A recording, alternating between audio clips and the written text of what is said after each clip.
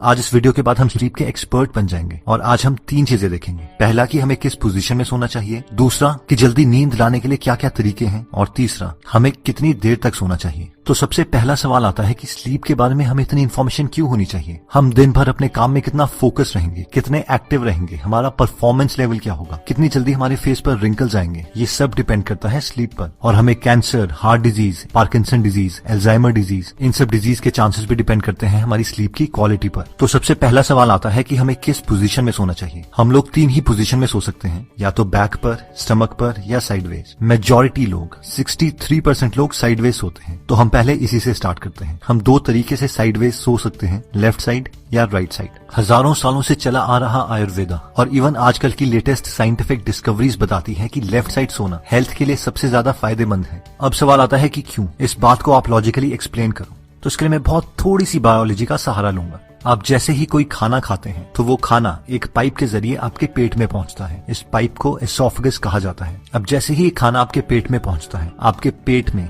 Gastric fluids release होते हैं, यानी एक एसिड रिलीज होती है जिसे उस खाने को डाइजेस्ट किया जाता है और नेक्स्ट सेक्शंस में पहुंचाया जाता है। अब ये एसिड वापस उस पाइप में एसोफेगस में ना आ जाए, इसके लिए एसोफेगस के एंड में एक वॉल्व लगा है जिसका काम है कि जैसे ही खाना पेट में पहुंचता है वो ऑटोमेटिकली बंद हो जाएगा। अब एज के कारण या और रीजन से ये वॉल्व ढीला पड़ जाता है, जिसकी वजह से पेट की एसिड्स एसोफेगस तक पहुंचने लगती है। अब क्योंकि हमारी बॉडी के अंदर हमारी स्टमक एक बीन की शेप में लेफ्ट हैंड साइड में है, इसलिए जब भी आप लेफ्ट हैंड साइड में सोते हो तो ग्रेविटी के जरिए हमारी सारी पेट की एसिड और खाना बॉटम में रहता है, जिसकी वजह से खाने को डाइजेस्ट करना बहुत आसान हो जाता है और आपके पेट की एसिड एसोफेगस तक नहीं पहुंचती। लेकिन अगर अब आप इमेजिन करो कि आप राइट हैंड साइड में सोए हो, तो आपने इस प्रोसेस को कम्प्लीटली ऑपोजिट कर दिया है और इसकी वजह से अब आपके पेट की एसिड आपके एसोफेगस तक पहुंचेगी, जिसकी वजह से आपकी छाती जलने लगेगी और टेक्निकल टर्म्स में इसे हार्टबर्न और रिफ्लक्स भी कहा जाता है, जिससे हाइटल हर्निया और गर्ड की बीमारी हो सकती है। अब देखते हैं कि हमारे हार्ट को लेफ्ट हैंड साइड में सोने का क्या फायदा है। हमारे बॉडी की सबसे बड़ी आर्टरी आयोटा है, जो कि हार्ट के साथ कनेक्टेड है और लेफ्ट हैंड साइड में टिल्टेड है। आयोटा को डायरेक्टली हार्ट से खून मिलता है और वो खून हमारे लोअर पार्ट ऑफ बॉडी में जाता है। अब अगर हम लेफ्ट हैंड साइड में सोते हैं तो नेचुरल ग्रेविटेशनल फोर्सेस की वजह से हमारे हार्ट को आयोटा में खून पहुंचाने के लिए बहुत कम एफर्ट करना पड़ेगा, और जबकि ये एफर्ट बहुत ज्यादा होगा अगर हम राइट हैंड साइड में सोते हैं। अगर आपने अपने घर में पंप लगाए हैं तो आप इस प्रिंसिपल को आसानी से समझ सकते हैं कि पानी को ग्राउंड फ्लोर से 10th फ्लोर में पहुंचाना मुश्किल है, जबकि ये बहुत आसान है अगर आपको पानी को 10th फ्लोर से ग्राउंड फ्लोर में लाना है। इसलिए अगर आप पूरे दिन में 8 घंटे लेफ्ट हैंड साइड में सोते हैं तो वो 8 घंटे आप अपने बेस्ट फ्रेंड हार्ट की मदद कर रहे हैं। लेफ्ट हैंड साइड सोने का तीसरा फायदा होता है लिम्फेटिक सिस्टम को। लिम्फेटिक सिस्टम का ऑर्गन स्प्लीन हमारे बॉडी की लेफ्ट हैंड साइड में स्टमक के साथ होता है। स्प्लीन का बेसिक फंक्शन होता है खून को साफ करना और डैमेज्ड रेड ब्लड सेल्स को बॉडी से हटाना और इमरजेंसी कंडीशंस के लिए खून स्टोर करके रखना, जैसे कि कट या इंजरी।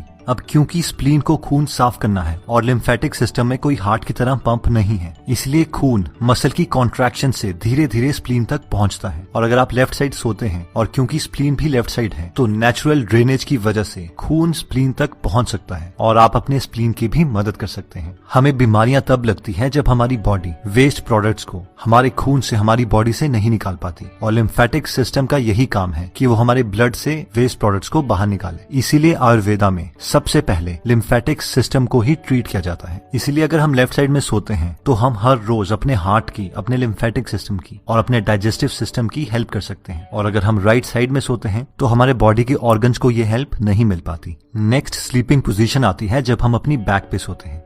इस पोजीशन में सोने से हमारे बॉडी के ऑर्गन्स को ना कोई एक्स्ट्रा काम करना पड़ता है, ना ही उसे कोई एक्स्ट्रा एडवांटेज मिलती है, लेकिन हमारी स्पाइन नेचुरल अलाइनमेंट में रहती है, जिसकी वजह से हमें कोई भी बैक पेन, नेक पेन या फिर शोल्डर पेन नहीं होती।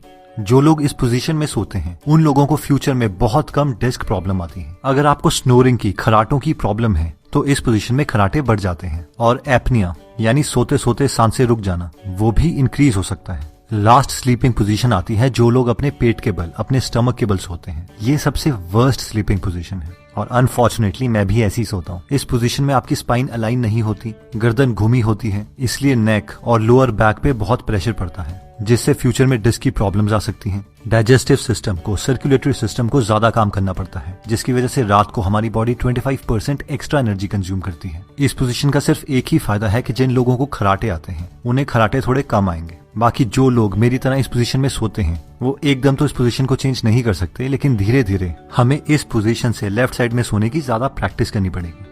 स्लीप पोजीशन से भी इंपॉर्टेंट चीज आती है कि हम कितनी गहरी नींद ले सकते हैं, जिससे ये डिसाइड होता है कि क्या हम अपनी लाइफ बिना बीमारियों के जी पाएंगे या नहीं।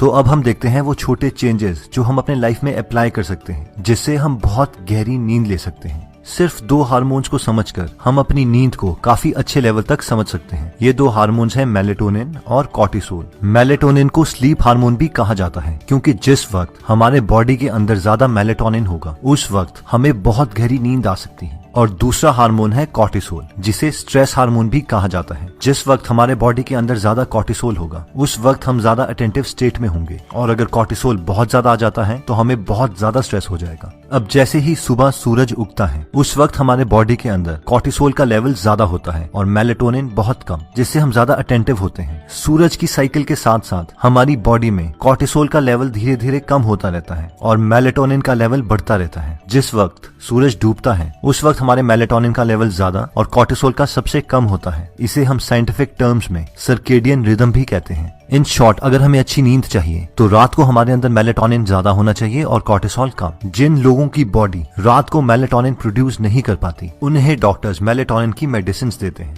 हमारा गोल हमारी बॉडी में मेलेटोनिन नेचुरल तरीकों से लाने का है, ना कि दवाइयां खाकर, जिसके ऑब्वियसली बहुत सारे साइड इफेक्ट्स भी हैं। अगर हमें अपनी बॉडी में मेलेटोनिन नेचुरल तरीके से पैदा करना है तो हमें अपने बॉडी को 2 कंडीशंस प्रोवाइड करनी पड़ेगी। पहला है डार्कनेस, यानी कमरे में पूरे तरीके से अंधेरा, और दूसरा है consistent sleep and wake cycle, यानी हर रोज ऑलमोस्ट सेम टाइम पर सोना और सेम टाइम पर उठना। कमरे में अंधेरा होना हमारी गहरी नींद के लिए इतना ज्यादा इंपॉर्टेंट है कि कॉर्नेल यूनिवर्सिटी के रिसर्चर्स ने एक एक्सपेरिमेंट किया, जिसमें उन्होंने एक आदमी को एक पूरे अंधेरे रूम में सुलाया, उसके साथ सेंसर्स अटैच किए और फाइबर ऑप्टिक केबल से एक 50 पैसे के सिक्के के बराबर थोड़ी सी लाइट उसके घुटने के पीछे कंसिस्टेंटली फ्लैश करी, और सिर्फ इतनी सी लाइट से उसकी पूरी स्लीप साइकिल डिस्टर्ब हो गई। और जो लोग रात को पूरे अंधेरे में सोने से डरते हैं वो रेड लाइट का नाइट बल्ब यूज कर सकते हैं। नेक्स्ट आता है ब्लू लाइट। हार्वर्ड के रिसर्चर्स ये कंफर्म कर चुके हैं कि ब्लू लाइट हमारा कॉर्टिसोल लेवल इंक्रीज करती है और मेलेटोनिन सप्रेस करती है, यानी डिक्रीज करती है। और अनफॉर्चुनेटली हमारे सारे गैजेट्स, हमारा सेलफोन, हमारे लैपटॉप, हमारा टेलीविजन, ये सारे ब्लू लाइट एमिट करते हैं। और रात के वक्त हर 1 घंटा जो हम इन डिवाइसेस के साथ गुजारते हैं उससे हमारी 30 मिनट की डीप स्लीप